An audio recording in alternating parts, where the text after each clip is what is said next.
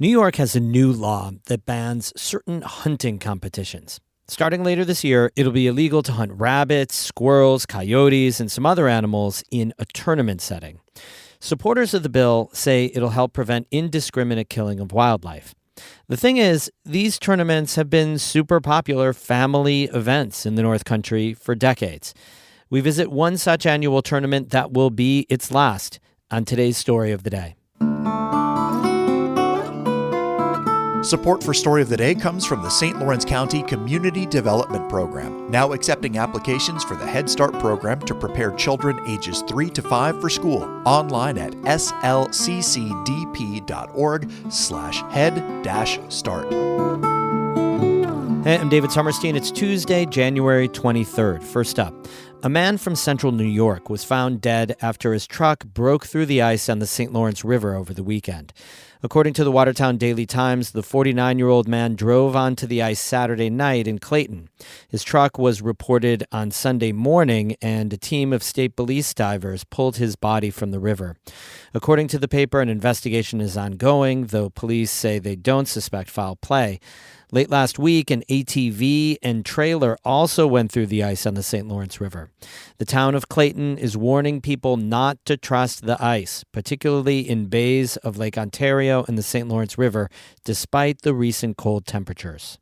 3 new commemorative U.S. coins are coming out to celebrate 200 years since the birth of Harriet Tubman. She escaped slavery and led an abolitionist movement, ultimately helping hundreds of enslaved people reach freedom through the Underground Railroad. Proceeds from the sales of the coins could bring millions of dollars to the Harriet Tubman home in the village of Auburn in central New York. WRVO's Ava Pukach reports for the New York Public News Network. The silver dollar coin shows Tubman's role as the conductor of the Underground Railroad, with the backside of the coin showing silhouettes crossing a bridge made of clasping hands as the North Star guides them to freedom.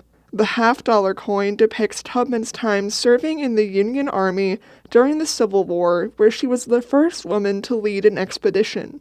And the $5 gold coin depicts Tubman's life living as a free woman for 54 years in Auburn, New York. Karen V. Hill is president and CEO of Harriet Tubman Home Incorporated. She says seeing Tubman on a coin was a, quote, moment for the ages. It allows us to further share Tubman's history in a way that would have taken us years otherwise, because everybody will have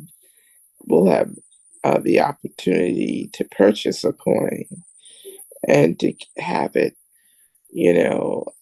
ownership of that coin and passed down to future generations. Surcharges from the sale of the coin will be paid equally to Harriet Tubman Home Incorporated and National Underground Railroad Freedom Center. If all coins sell, each organization would receive $4.75 million. In Syracuse, I'm Ava Pukach for the New York Public News Network.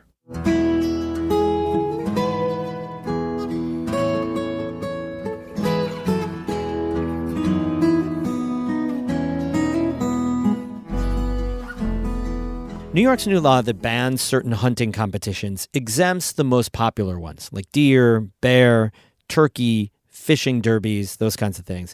The state says those are highly regulated. But tournaments for rabbit, coyotes, squirrels, and some others will become illegal later this year. The law seems to be pretty unpopular in the North Country. In the results of an informal online poll from North Country Now, 73% said they opposed it. Lucy Grindon, our Report for America reporter, went to a rabbit and squirrel hunt earlier this month and has our story. Just inside the door of the Norfolk Rod and Gun Club, Caitlin Layaw is copying names onto raffle tickets. Whoever got a rabbit or a squirrel gets their name entered into the drawing for any of the top prizes. About 100 people are here for today's rabbit and squirrel hunt, including a couple dozen kids. But this is the last time the club will be able to host a competition like this. The new state law will prohibit some, but not all, hunting derbies. The exceptions are contests for white-tailed deer, turkeys, bears, and fish. Those are all regulated already. Today's derby in Norfolk is in memory of Herb Moore, a hunter ed instructor from DeGrasse who died of cancer last year. He always wanted to organize a squirrel hunt. He just loved to be outdoors, and he loved to get kids involved. His widow, Bonnie Moore, says small game derbies can be a first step for young hunters. I think it's a very big starting point. If we could continue this, I think it would be great. All kinds of different hunting competitions happen around the country, except in the 9 other states that already limit them. Some competitions award prizes for the largest animal, or for the most animals. Others, like this one, enter people in a raffle if they can shoot just one animal. 12-year-old Gabby Haggett shot a squirrel today. It's like a big relief that you got something. Everyone's been out hunting all day, so there's a sweaty, woodsy smell mixed with a bit of metal and gun smoke. Prizes lie on a folding table. A ladder stand, a gift card for a bale of alfalfa to attract deer. Top prize for an adult with a rabbit is $150 cash. Now we'll go to youth squirrel. Gabby Haggett. Woo! Gabby Haggett! Gabby Haggett wins a scope. She says she'll take it out with her into the woods around her family's farm. I like to go out there and just bring my gun and see what I can find out there, so then Dad will let me have a scope while I go out. It's like a telescope kind of, just smaller, and then you can see far away, like up in the tree or something. But these are the last prizes the club will ever give out at a rabbit and squirrel derby, and everyone here knows it. Unfortunately, with our illustrious governor, this is probably going to be the last event like this we're able to do.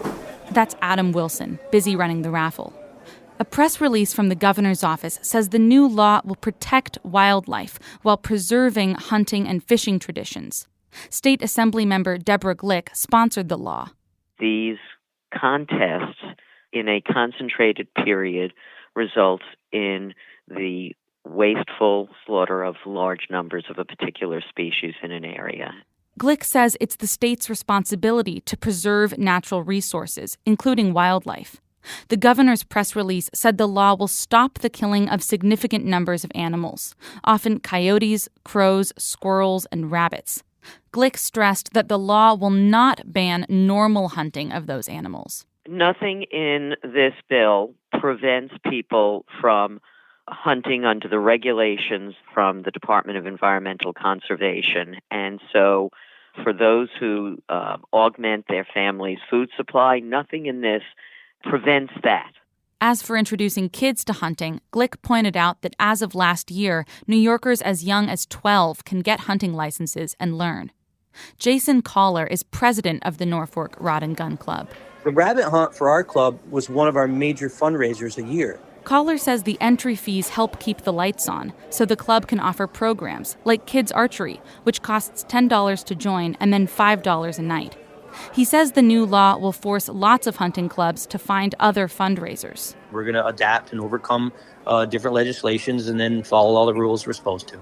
Collar's not in favor of the law, but he says he understands why it was made and that its goal is conservation. He says competitions may entice people to kill animals they wouldn't have otherwise. Do I think there's going to be wasteful killing?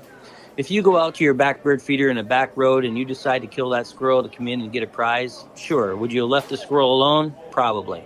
But most of the time, he says, hunters don't waste animals. They're generally going to find some way to put that game into a crock pot or in a frying pan.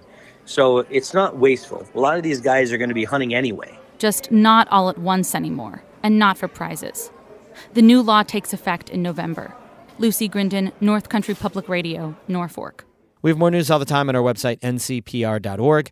Music today by Eddie Lawrence of Moira and Hank Soto of Stony Creek. I'm David Summerstein, North Country Public Radio.